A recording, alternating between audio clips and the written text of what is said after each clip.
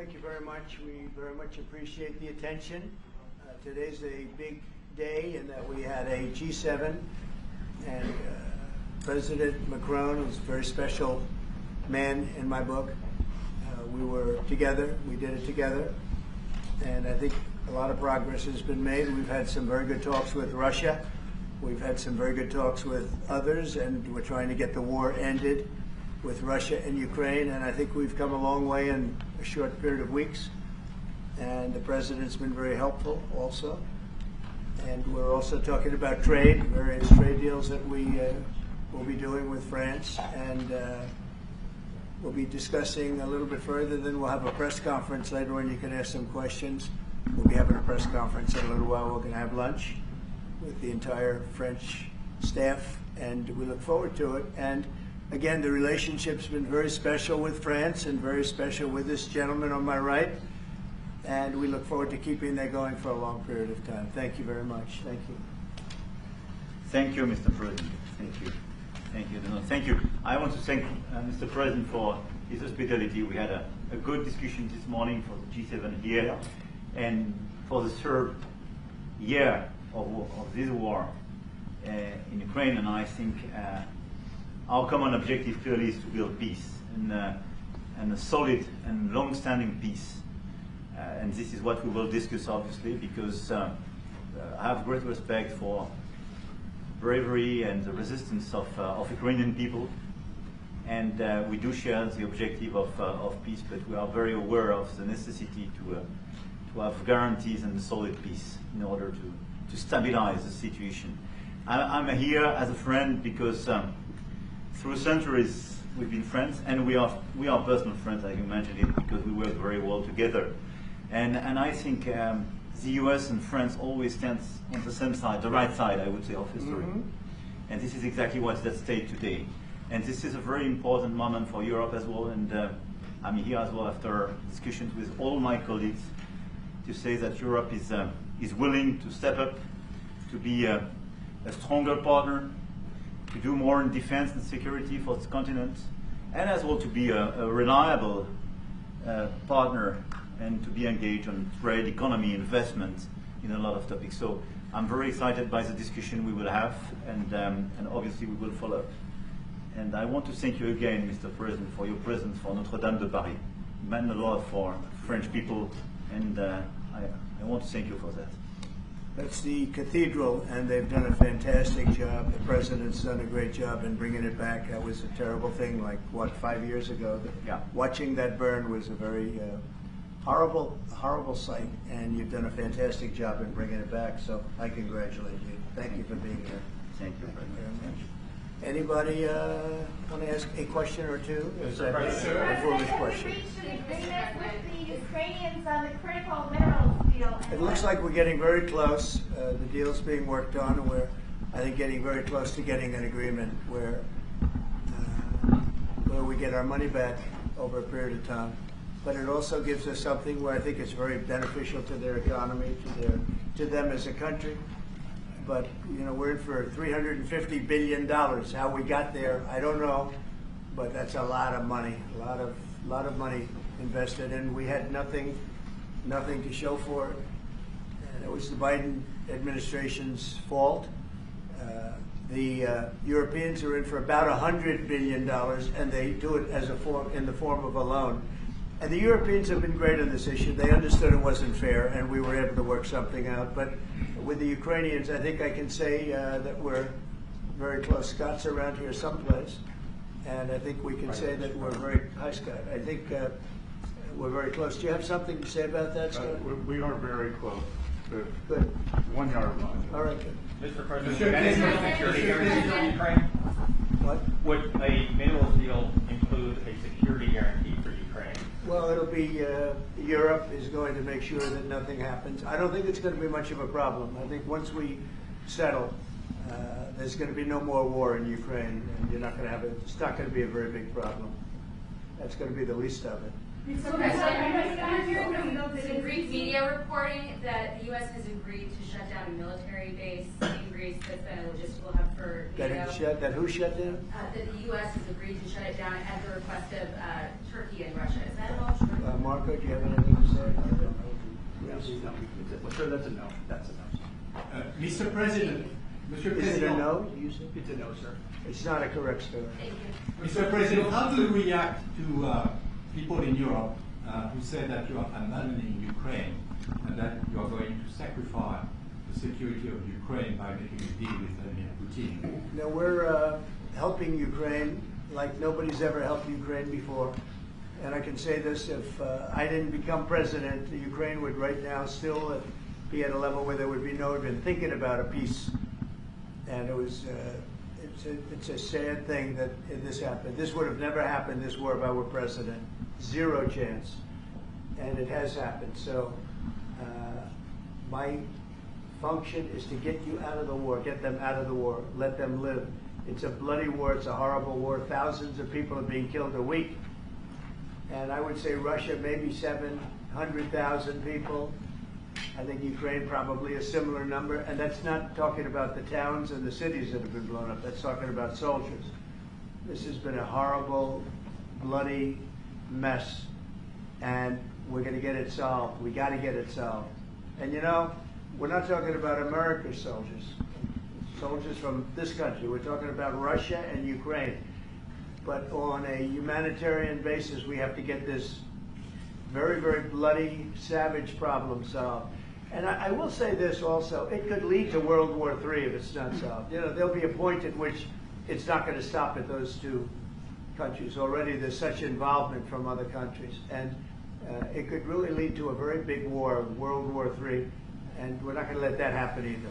Would you support the idea to send European troops in Ukraine to back the Yeah, ceasefire? European troops may go into Ukraine as peacemakers. So when the agreement is done, they can watch that everything is followed properly. I don't think that's going to be a problem. And a lot of the European countries, I think, I don't want to speak for France, but I know that the presidents talked about doing that also. I think that'll be a very good day when we can go in as peacekeepers as opposed to what's going on right now with everybody being killed. Will they So- have U.S. backing, those troops going into Ukraine? Will they have U.S. backing from U.S. troops? Well, we're going to have a backing of some kind, and obviously the European countries are going to be involved, and I don't think you're going to need much backing. I think that's not going to be a problem. Once an agreement is signed, Russia's going to get back to its business, and Ukraine and Europe are going to get back to their business. I don't think it's going to be a problem. Mr. President, will you meet with President Zelensky soon? What? Will you meet with President Zelensky soon? I will be meeting with President Zelensky. In fact, he may come in this week or next week to sign the agreement, and which would be nice. I'd love to meet him. Would meet at the Oval Office. So the agreement's being worked on now. They're very close to a final deal. It'll be a deal with rare earths and various other things, and he would like to come, as I understand it, here to sign it, and that would be great with me. I think they then have to get it approved by their council or whoever might approve it, but I'm sure that will happen. Monsieur Président Macron, est-ce que Yeah, vous at pouvez some point I'll be laisser des meeting with départements? President Putin also, yes. Ensuite, I don't know when we speak. We're trying to get this thing worked out, but yeah, at some point I'll be meeting with President Putin too. Monsieur Macron, s'il vous plaît, est-ce que vous pouvez me dire quelques mots en français? So I can say a few words in French. Yes, please. Non, le président l'a dit, je pense que c'est un moment important. C'est un moment important de la discussion. On veut bâtir la paix en Ukraine et le bilan qui a été rappelé, une réalité, il y a d'1 million de morts et de blessés depuis le début de ce conflit et de cette guerre d'agression. Notre volonté, c'est que cette paix dure, parce que nous avons déjà eu un cessez-le-feu et une paix qui n'a pas été respectée. C'était les accords de Minsk, 1 puis 2. Et donc le corps de cette discussion, c'est de s'assurer d'abord qu'il y ait un cessez-le-feu, ensuite que les Ukrainiens soient impliqués. Je pense que ce que vient de dire un instant le président Trump est très important, c'est-à-dire qu'il va rencontrer rapidement le président Zelensky pour signer cet accord sur les minerais critiques et les terres rares, et que c'est aussi un moyen d'avoir une implication américaine forte. Les Européens sont prêts à prendre leur charge sous des formes diverses de soutien à l'armée ukrainienne, de présence y compris pour s'assurer que la paix soit durable, et l'implication dans la durée des États-Unis d'Amérique à travers cet accord est une bonne chose. Et donc tout est encore à construire, et je ne veux pas préempter les discussions. Mais nous partageons le même objectif, et ce qu'on a discuté ce matin pendant 1 heure après la visioconférence ensemble. Est-ce qu'on va continuer de travailler? Et ce sont pour moi des bonnes avancées. Et l'annonce de... Est-ce que l'intégrité territoriale de l'Ukraine est encore un objectif We've already crédible? spoken about this just a moment ago. This is exactly what we want to do. We want to build peace with Ukraine. As President Trump mentioned, there are already 1 million dead and wounded in Ukraine since the war began. We had a ceasefire in the past that was not respected. This was under the Minsk Agreements 1 and 2. President Trump, as he said, will be meeting with President Zelensky to sign a deal on rare earths. And we are pleased to see this very strong American involvement. Europe, of course, also stands ready to support Ukraine in various ways, supporting its military. And we don't want to preempt any sort of discussions that are currently underway, but we do share the same objective of building this lasting peace. I just want to tell you a little story. So we were at the Eiffel Tower having dinner with your wonderful wife and with my wonderful wife, and we came out and he started speaking the French deal. And we didn't have an interpreter, and he was going on and on and on, and I was just nodding, yes, yes, yes. And he really sold me out, because I got back the next day and I read the papers. I said, that's not what we said. He's a smart customer, I will tell you that. Sure. Exactly what we agreed. Mr. President, called Zelensky a dictator. Would you use the same words regarding Putin? I don't use those words lightly. I think that we're going to see how it all works out. Let's see what happens. I think we have a chance of a really good settlement between various countries. And, you know, you're talking about Europe, and you're talking about Ukraine as part of that whole situation. The other side has a lot of support also. So let's see how it all works out. It might work out. Look, you can never make up lives. The one thing you can make up the money, but you can't make up the lives. A lot of lives lost. I think probably a lot more lives than people are talking about. It's been a rough war, but I think we're close to getting it solved. Go ahead.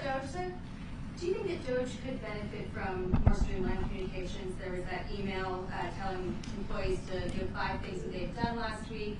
Agency heads then told people to ignore it. You're talking about the last email that was sent, where he wanted to know what you did this week. You know why he wanted that, by the way?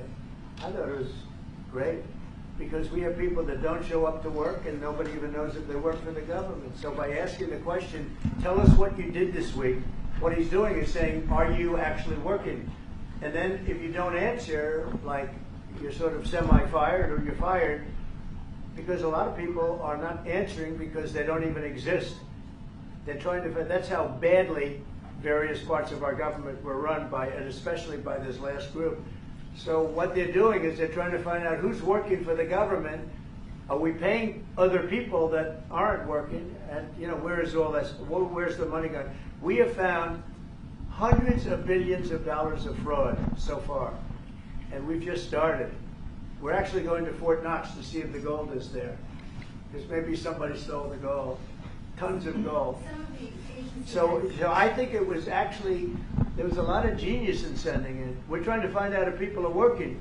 And so we're sending a letter to people, please tell us what you did last week. If people don't respond, it's very possible that there is no such person or they're not working. Some of the agency heads instructed their employees not to respond. They were waiting on further guidance. But Elon Musk's tweet said a failure to respond would be taken as a resignation. So there's been a disconnect in communications. Yeah. Are you concerned at all about Only, that? no. That was done in a friendly manner. Only things such as perhaps Marco at State Department, where they have very confidential things, or the FBI, where they're working on confidential things. And they don't mean that in any way combatively with Elon. They're just saying there are some people that you don't want to really have them tell you what they're working on last week. But other than that, I think everyone thought it was a pretty ingenious idea. We have to find out where these people are. Who are they? And we said, if you don't respond, we assume you're not around. And that holds, that stands. And you're not getting paid anymore, too. So, you know, we're doing a real job. And we just had a poll come out, I guess the Harvard poll, saying that it's massively popular what we're doing. Mr. President, do you still believe in NATO, in the alliance between Europe and America in NATO? Are you going to go to the summit in June? Very much involved in this. When I first got elected at the very beginning, first term, I got hundreds of billions of dollars put into NATO. NATO had no money. because they hadn't paid for years. And I said, look, if you don't pay, and we're not going to be a part of NATO, we're not going to protect, we're not going to do what we're supposed to do. And we took in hundreds of billions of dollars into NATO. No, NATO is a good thing if it's done properly and if it's used properly. Mr. President, in these days you speak a lot about tariff in Canada, in Mexico, and in Europe. I want to know what is your idea about Italy, if you want to make the same thing. What?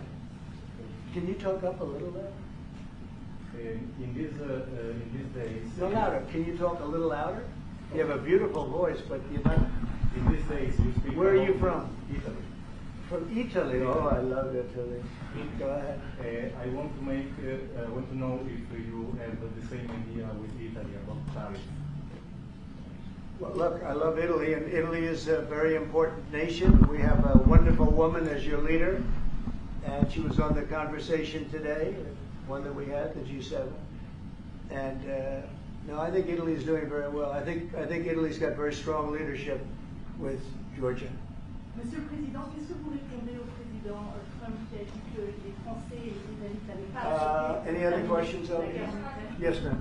Can you clarify what you meant in your truth today on the major economic development transactions between the U.S. and Russia? Any more detail? With respect to what, Russia?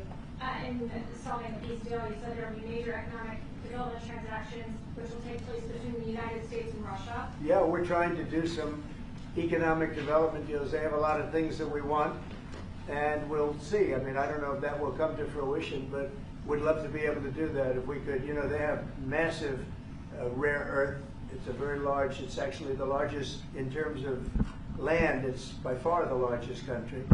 And they have very valuable things that we could use, and we have things that they could use, and it would be very good if we could do that. I think it would be a very good thing for world peace and lasting peace.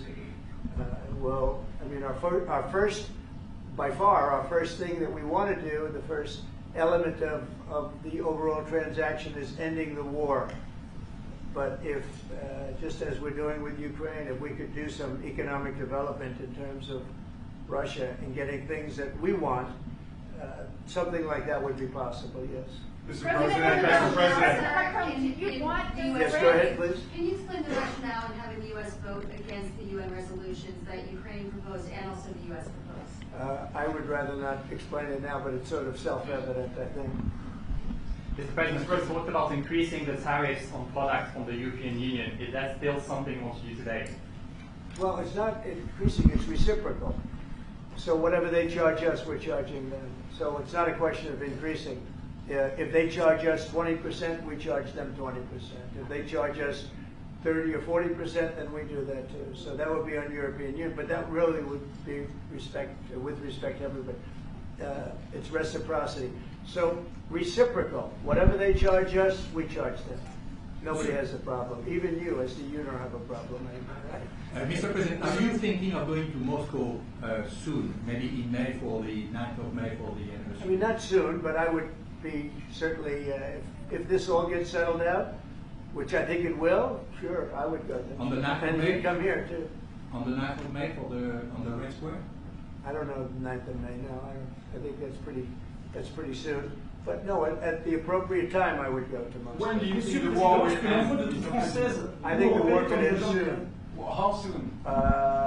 Within weeks. Weeks? Yeah. At what price for Ukraine? Do you think so? I'd like to ask that you. I think we could end it within weeks if we're smart. If we're not smart, it'll keep going, and we'll keep losing young, beautiful people that shouldn't be dying. And we don't want that. And remember what I said. This could escalate into a third world war. And we don't want that either. Mr. President, your envoy Steve Witkoff suggested a temporary ceasefire in the conflict, but the Russian government has denied that out of hand. Do you worry that they're not dealing in good faith? No, I think they, at some point, will agree to that. I think they probably wanted to. And I think once you have a ceasefire, it's going to end, because they're not going from a ceasefire back to war. I think people have had their full. I'm just glad I was able to help, because there was no communication with Russia until I came along. Biden didn't communicate. He couldn't communicate with his own child. So Biden didn't communicate. He couldn't. It was terrible. He hadn't spoken to Putin in 3 years. You're trying to end the war. People are being killed every week. Thousands of people are being killed. Soldiers, in this case, mostly. Also towns. You know, as missiles go in and back and forth. No, it's a shame. This should have never happened. This is a very sad. This is going to go down in the history books. This is a very sad moment because that should have been stopped. That should have never started. And if it did start, it should have stopped the first week, not 3 years later. Okay? What do you mean by for Ukraine? Je vais répondre sur Lombi, juste, je pense que plusieurs questions de votre collègue qui ont été posées en français et qui rejoignent les questions posées par les collègues américains. D'abord, cette discussion est utile et construire la paix est une nécessité. La deuxième chose, c'est qu'il y a aujourd'hui une capacité de dissuasion qui est restaurée et que c'est ce que veut dire le président Trump quand il dit qu'il n'y aura plus de problème. Je pense que la force du réengagement américain aujourd'hui, c'est en quelque sorte l'incertitude aussi pour le président Poutine. Et donc il y a une capacité de dissuasion qui est là, qui permet de sceller d'abord sans doute une trêve, la capacité à vérifier que cette trêve est respectée, et ensuite un accord de paix qui permettra de reconstruire l'Ukraine, mais de lui apporter aussi les garanties de sécurité. Dans le cadre de ces garanties de sécurité, nous pensons que nous avons notre rôle à jouer. Et donc, on verra à ce moment-là de la discussion, je ne veux pas la préempter, ce qui est nécessaire pour que l'Ukraine puisse rester un pays souverain. Et d'ailleurs, dans les discussions entre l'Ukraine et les États-Unis d'Amérique, il y a cette question d'une souveraineté ukrainienne qui est respectée. Et donc, nous, ce que nous avons préparé, en particulier avec nos partenaires britanniques, dans le cadre d'un travail très étroit qu'on a mené ces dernières semaines, et partagé avec tous les pays européens et alliés qui sont prêts à s'y joindre, c'est l'idée de dire on est prêt à apporter ces garanties de sécurité. Les conditions, elles doivent en être définies. Elles doivent être définies par l'accord. Ça peut aller jusqu'à l'envoi, comme l'a dit le président, de troupes qui iront observer que la paix est bien respectée, qui iront se positionner, pas sur la ligne de front, pas pour justement, en quelque sorte, être dans le conflit, mais marquer une présence comme une garantie.